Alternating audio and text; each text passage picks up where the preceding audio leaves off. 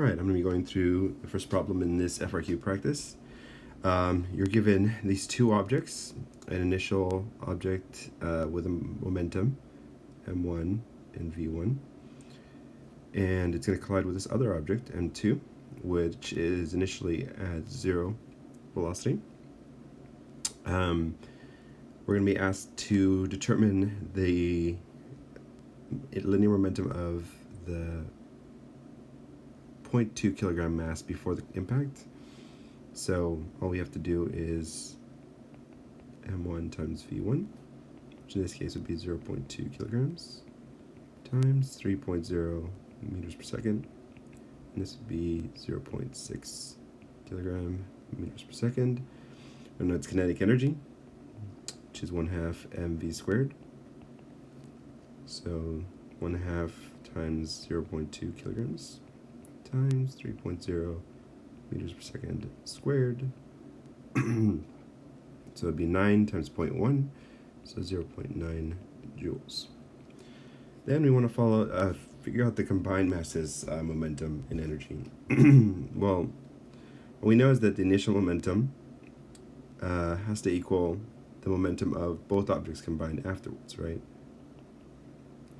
So m1 v1 has to equal m1 plus m2, because it's a combined object, times that new final velocity. So final velocity has to be equal to m1 v1 over the total mass. And we already know that the initial momentum was 0.6 kilogram meters per second, and the new total mass is going to be the sum of 0.2 plus 1.3 kilograms. So 0.6 divided by 1.5, and it's going to be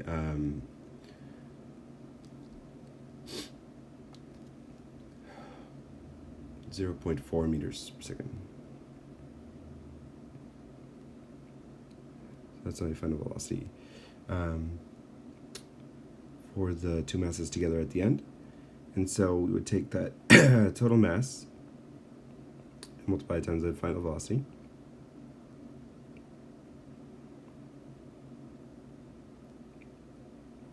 Which would just be equal to 0.6 kilogram meters per second, same as it was initially. So there really was no reason to go through the process of solving for the velocity except for the next part, because this velocity here will be useful when we do the kinetic energy, but keeping in mind that my final momentum should be equal to my initial momentum, and it should just be 0.6. So now that I know my final velocity, I can do the kinetic energy for both blocks, which is 1/2 mass of both times that final velocity squared. So 1/2 times 1.5 kilograms times 0.4 squared. So 0.75 times 0.16, it's going to be 0.12 joules.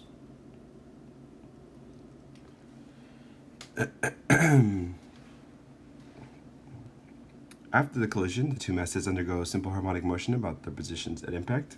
They're supposed to determine the amplitude of the harmonic motion. Remember, so now that it has motion in this direction, this spring will compress some amount, and we want to know the maximum compression.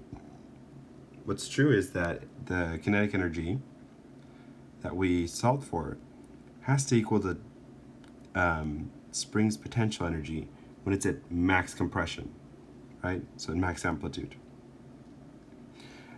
So amplitude here just corresponds to the amount of compression or stretch, right? So the max value. So when it's set that kinetic energy equal to 1/2 k, and then the max x value squared. So we know that ke is 0.12, but we're solving for x. We're going to multiply kinetic energy by 2, and then divide it by k. And then square root both sides, right? So we want the square root of 2 times 0.12 joules divided by 100 newtons per meter, because that's our k value. And so our max amplitude is going to be 0.05 meters. And the period, remember the period equation for a spring and a mass, is going to be 2 pi times the square root of m over k. Okay?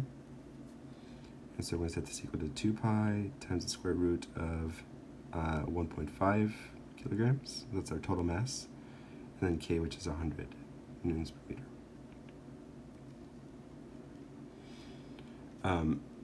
Excuse me. And so we will get a period of 0.77 seconds.